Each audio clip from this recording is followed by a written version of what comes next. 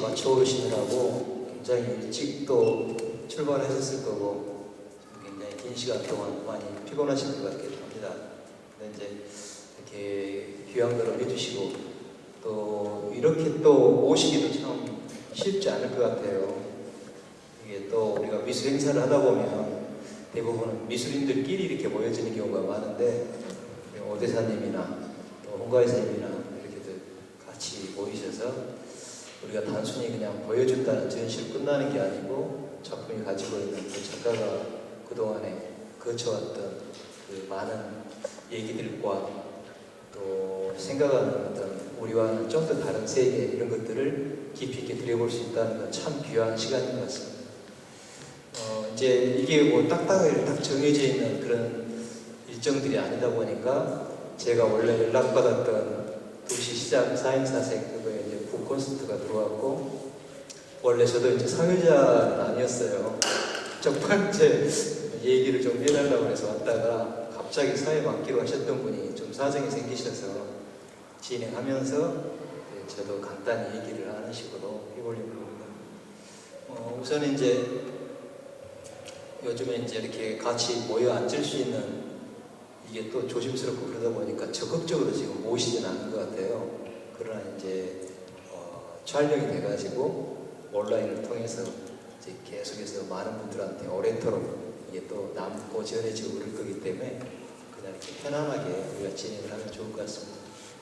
원래 이제 그 기획하신 분이 이제 생각하실 때는 한 분이 그래도 말씀을 한 20분씩 이렇게 좀 해주시면 좋겠다고 말씀하셨는데 오늘 전체적인 진행상 제가 볼 때는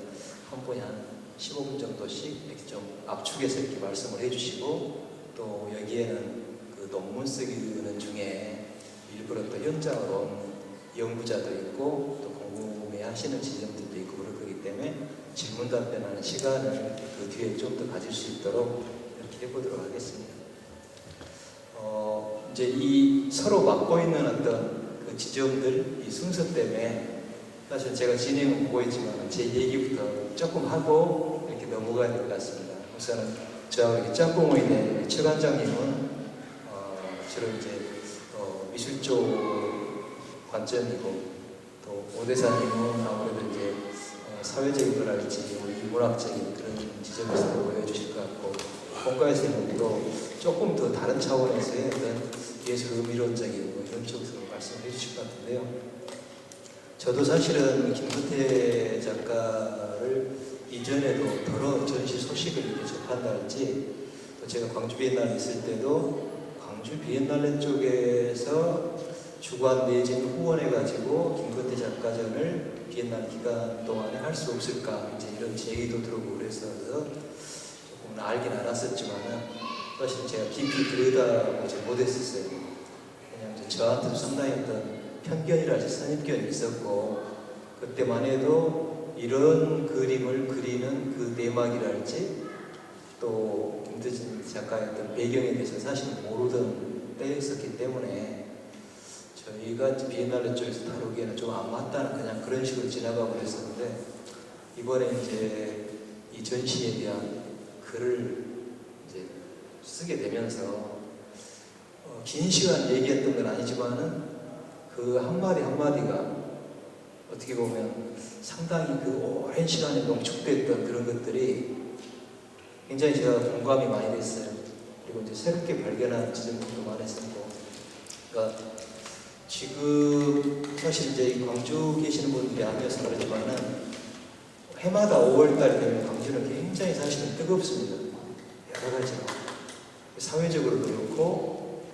정치적으로도 그렇고 더구나 올해는 이제 여러 가지 이렇게 새로 밝혀지는 어떤 사실들 또 시체에 대한 규명 작업들이 또 새롭게 시작되고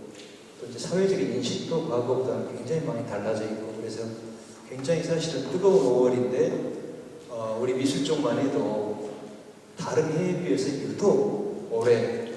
전시도 많고 근데 전시의 숫자가 많은 걸 떠나서 이 5월을 접근하는 어떤 관점이랄지 또는 표현 방법이나 형식 이런 게 굉장히 다양해졌어요. 그래서 지역 미술을 꾸준히 지켜보고 정리해왔던 제 입장에서는 그제 세미나에서도 그런 얘기를 했지만 굉장히 올해는 고무적이다. 왜냐하면 5월이 자꾸 과거 회귀적이랄지 소재주의적으로 접근하는 그런 것들도 참 많았었고, 근데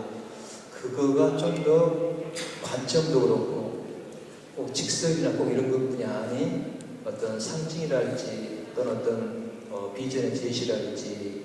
그걸 또 전달하는 자기의 어떤 표현 형식이랄지 매체 이런 것들도 굉장히 다양해져서 내용과 형식과 관점과 모든 거에서 5월이 굉장히 새로워지고 있다. 그런 점에서 올해 상당히 사실은 의미 있는 5월을 보내고 있는데, 김근태 작가의 5월절은 또 거기에다가 굉장히 묵직한 어떤 방점을 딱 찍어주는 것 같아요. 그러니까 얼핏 봐서는 그림만 쓱 들러봐가지고 이게 5월과 무슨 상관이지? 그러지만은 제가 그동안에 접하고 듣고 그랬던 그 5월 관계자들, 현장에 있었던 작가들, 그 사람들도 어떤 방식으로든 그 긴 시간을 고통을 사견내든 또는 자기 어떤 일탈의 방법을 우회를 했든 굉장히 다양한 방식들을 작품들을 지금 하고 있는데, 그러나 이제 김근태 작가가 접근하고 있는 이런 어떤 관점, 세상을 바라보는 거랄지 5월에서부터 물론 이렇게 출발을 하고 있지만은 이게 또 굉장히 새로워진 어떤 제시어인 것 같아요. 그래서 자꾸 확장된 5월 그런 걸 우리가 2000년대 초부터 굉장히 얘기를 많이 해왔었거든요. 그런데 물론 여러 가지 방식으로 접근을 해보긴 했었지만은 이제 행정에서 딱 정리하기는 민주, 인권, 평화, 5월 정신 이렇게 얘기를 해버립니다. 그러나 그 전에 우리가 이제 광주비엔날레에서 5월 정신에 대한 또는 광주 정신에 대한 실체를 한번 우리가 정리를 해보자 해가지고 9달 동안을 매달 학계, 예술계, 사회학계 막 이렇게 그 학자, 전문가, 활동가들을 모셔가지고 접근을 해본 적이 있는데, 각자가 경험했던 또 각자의 어떤 그 배경에 따라서 5월을 바라보고 또 어디로 향해야 될지에 대한 의견들이 굉장히 많았어요. 그래서 그거를 끝날 때에는 광주 정신에 대한 뭔가 그 정리된 발표문이라도 만들자고 시작했던 게 하다 보니까 이게 너무나 그 가지가 많은 거예요. 그래서 정리는 못하고 일단 끝나긴 했는데, 그때도 얘기 나왔던 것 중에 하나가 결국은 인권이라는 문제가 굉장히 컸었거든요. 그러니까 김근태 선생님이 아까서부터 계속 지금 얘기하고 있는 거가 사실은 어떤 소외된 같은 어떤 생명 공동체이고 같은 시대를 살아가고 있지만 상당히 우리가 알지 못한 많은 어떤 존재들이 우리의 관심 밖에 있고, 사실 또 저부터도 그랬지만 어떤 편견을 사실 또 받고 있기도 하고, 그런 거를 김근태 작가가 제가 얘기를 듣다 보니까 굉장히 이건 우연찮은 어떤 계시 같은 그런 만남으로 이걸 접했었던 것 같아요. 그래서 이전의 활동들도 보니까 이제 예를 들어서 미니어처나 그 빅리업 쪽 이런 활동들도 하고, 과거 작품이 이렇게 많이 남아있지는 않지만 일종의 이쪽의 지역 화풍하고 관련된 그런 표현 양식이랄지 소재를 가지고 민중시를 연결시키는 이런 작품들도 하고, 근데 그때는 사실 별로 저도 이렇게 크게 다가오거나 공감되는 건 별로 없었어요. 그러나 제가 이제 작업장에 가서 이 그림들을 보고 얘기를 들어보고 그러다 보니까 우리가 5월 작가라고 해왔던 그 많은 작가들과는 굉장히 또 다른 관점에서 자기 어떤 출구를 찾고 있었구나. 그래서 어떻게 보면 아까도 이제 얘기들 계속 친구들한테서 얘기가 나왔지만 제가 알기로는 신혼 첫날도 사실 세상을 버려버리려고 극단적인 시도를 했었다고 그래요. 그래서 4차례나 그런 시도들도 하고 또 외국에 나가고 그냥 아무도 5월과 연관되지 않은 곳을 벗어나서 밤랑을 좀 하기도 하고 이런 일탈들을 계속하다가 이제 목포 공성영원의 그 지적장애한테 만나면서 의도치 않은 운명적인 어떤 만남이었던 것 같은데 저는 그 대목에서 굉장히 소름이 돋았어요. 걔네들이 보는 순간에 5월 현장에서 당신이 이렇게 목격했던 또 당신이 이렇게 수습했던 그 죽음들 그것과 지체장애아들의 그 몽둥이와 이게 딱 그 순간에 오버랩 되면서 본인이 굉장히 정교를 느끼고 그러면서 뭔가 한 대 얻어맞은 같이 신으로부터 뭔가 계시를 받은 것 같이 그때서부터 이제 얘네들한테 관심을 갖고 그러나 제가 또 이제 흐름을 이해를 하다 보니까 처음에는 얘네들이 했던 그 일그러진 어떤 표정이나 몸뚱이나 이런 것들이 보여지다가 점점점 얘네들하고 교감이 되고 굉장히 그 맑은 영혼들 안에서 일그러진 몸뚱이와는 전혀 대척점에 있는 영혼의 어떤 그 만남 이런 것들이 이루어지면서 어떻게 보면 그림을 형상도 물론 이렇게 많이 변해오긴 했지만 끊임없이 그 영혼을 어떤 식으로 화폭에 드러낼 수 있을 것인가에 대한 자기 어떤 그 고민이랄지 화두 이런 걸 갖고 작업을 해왔던 것 같습니다. 그래서 이제 저기 들꽃처럼 같은 100m 그 작품 같은 경우는 굉장히 선명하게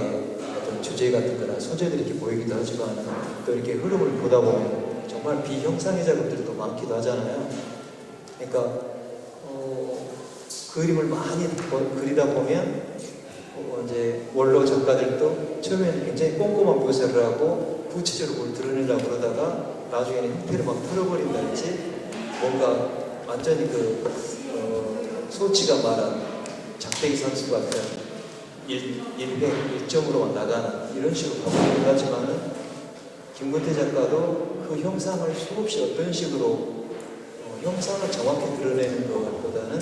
얘네들이 그 영혼의 세계를 어떻게 드러낼 것인가 이걸 고민을 해오는 중에 형상에서 점점 벗어나지면서 이제 어떻게 보면 비정형 또는 비형상의 이런 화폭들로 이렇게 나가는 흐름을 볼 수 있는데 저는 이제 그림들로만 봤을 때는 사실은 그렇게 읽었었어요. 어떻게 보면 화가들이 갖는 일반적인 흐름일 수도 있겠다. 그러나 신체적으로 맞아요. 교통사고 한쪽 눈을 사실은 실명을 했었고 한쪽 눈으로 화가가 한쪽 눈으로 그림 그린다는 건 사실은 이게 보통 일이 아닌데 그 한쪽 눈조차도 굉장히 흐려지고 있고 청력은 거의 이제 이런 거 그러다 보니까 본인도 저한테 얘기를 했지만 결국 몰입에 들어가는 거는 외적 세계가 아닌 결국 아까 자폐아라고까지 표현을 했지만은 자기 안의 세계이면서 영적으로 만날 수 있는 그런 쪽으로 나가면서 이 외부 세계에서 보여지는 어떤 형상이라는 게 의미가 점점 없어지고 그래서 결국 그 영혼 안에서 교감되는 부분들을 화폭의 비형상의 이런 어법으로 드러내는 이런 쪽으로 갔다는 생각이 듭니다. 그래서 저는 이제 작품에 대해서나 또 예술 생계에 대해서는 다른 분들께서 이제 말씀을 계속 해주실 거기 때문에 저는 이제 간략히 이렇게 줄이겠지만은 어쨌든 광주에서 수도 없이 그동안에 40여 년 동안 특히 이제 5월전이라고 그러는 게 지금 30년째 지금 진행되고 있어요. 매년 5월마다 5월전이라는 게 있거든요. 근데 그 많은 5월 미술들을 이렇게 쭉 봐왔지만은 사실은 미래를 향한